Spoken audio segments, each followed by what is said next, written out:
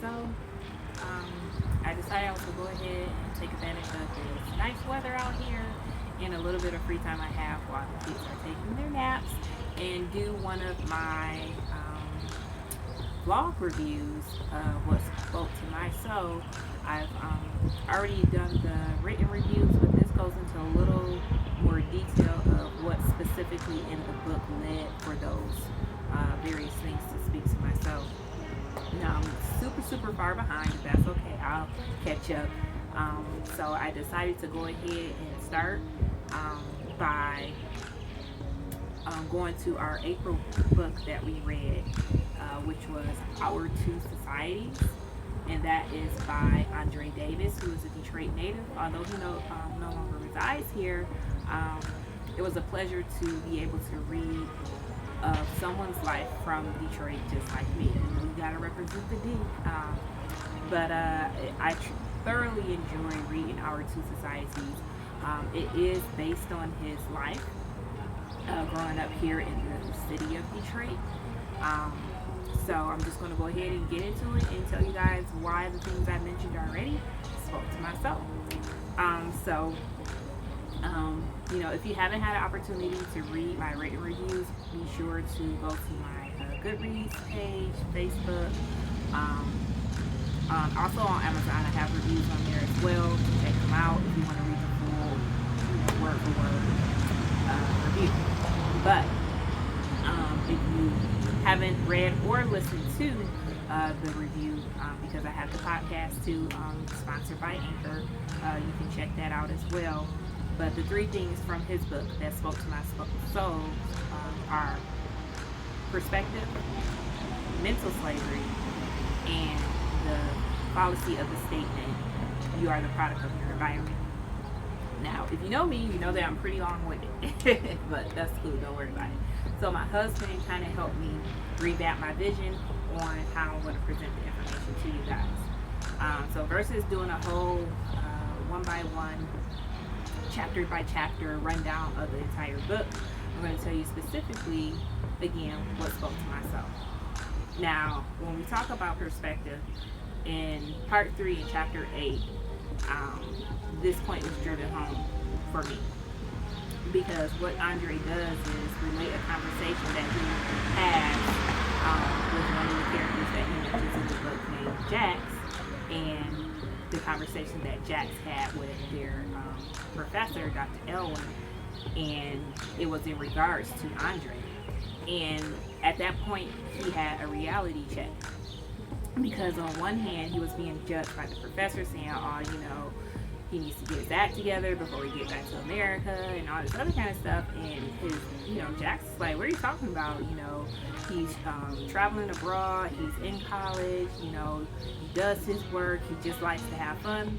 He does have it together. So he came to his defense. And Jax was a white guy.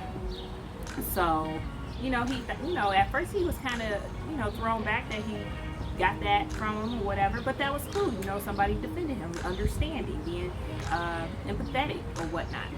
But on the next hand, he had the situation where he was, where Andre was relating how, he had this going on and that going on, and it's hard and whatnot. But, he's, just saying from, just the black perspective of how his life turned out and the struggles that he had in relation to everybody else in the world.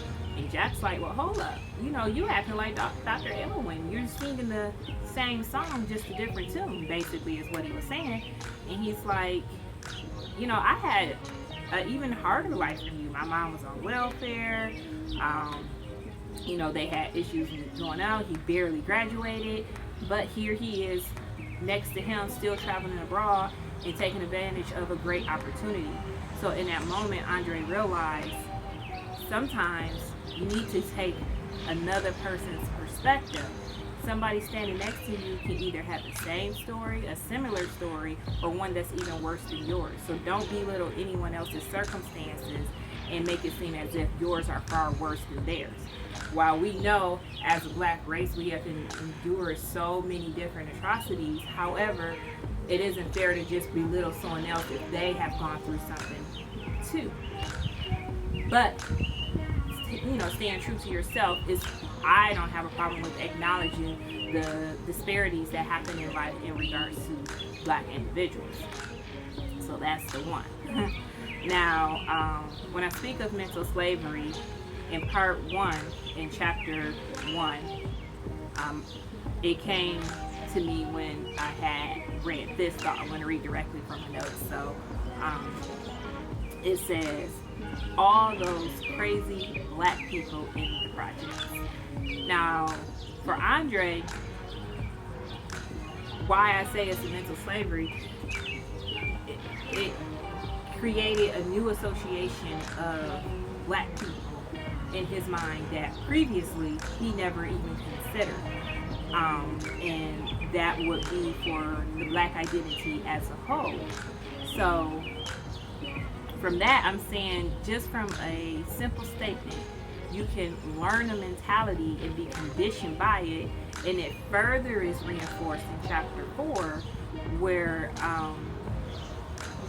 it says, why sacrifice present pleasure for future success if you are still to be Black anyway? So like, it's saying, it don't matter what you do, you're still Black. You're not going to get ahead, you're not going to be better, you're not going to survive. And that it right there is the mental slavery that I'm referencing. If they feed this to you constantly, you begin to believe it to be true, a reality, when in fact it's not. So I warn people against mental slavery and taking that negative and making it your reality. It doesn't have to be your reality. And the final thing was, again, the policy of the statement, you are the product of your environment. Throughout the book, Andre relates various people in various situations, environments, and the choices they made. And regardless of the environment that you're in, you do have a choice. You can be in a bad environment and do good, or you can be in a good environment and do bad.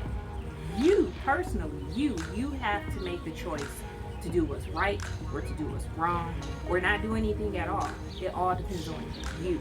So I wouldn't say the product of your environment, because anybody can overcome anything if you put your mind to it. It takes that persistence and determination on your part. You have a role in all of that. So that's the breakdown of what ultimately spoke to my soul and the reasons why, and what in the book led me to those thoughts. So I just hope that you take this and it helps you in understanding how I got to where I got after reading the book, and what hopefully make you want to read the book if you haven't already, or just take a moment and, as he states in the very beginning of the book, before he even gets into the story, to have a critical conversation on the life that we live in and how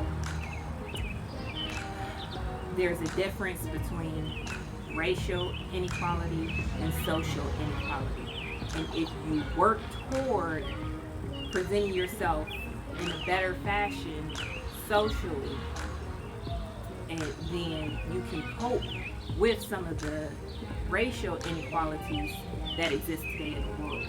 Although we shouldn't have to, that's what it is. And if you make yourself more marketable, it can make a difference.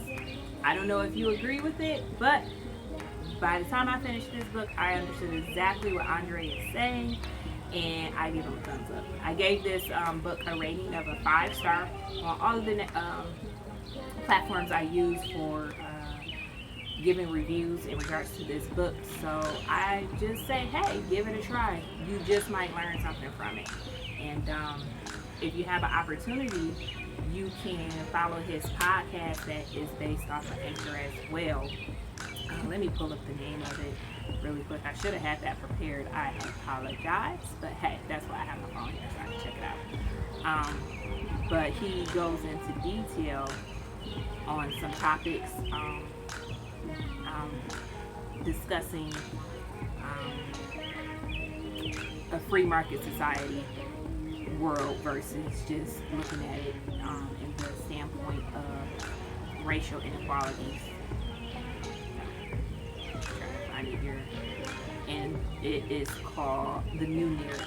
So check him out and just give him a try. I know he has some other things that he's working on, so stay tuned for that. I look forward to his next book when it comes out. I know he said that it's going to be far more detailed and probably take a couple more years before we have it, but don't worry, I will be grabbing that when I have the opportunity once it becomes available. Also, if you haven't had an opportunity to read or listen to our interview that I did, we did a Facebook Live back in April with Andre Davis. You can hear from him personally on a few thoughts as well in relation to the book. So I hope you guys enjoy and stay tuned. I'm going to have these coming more and more often, so join me on this ride. As always, happy reading, and I'll see you guys next time. Peace.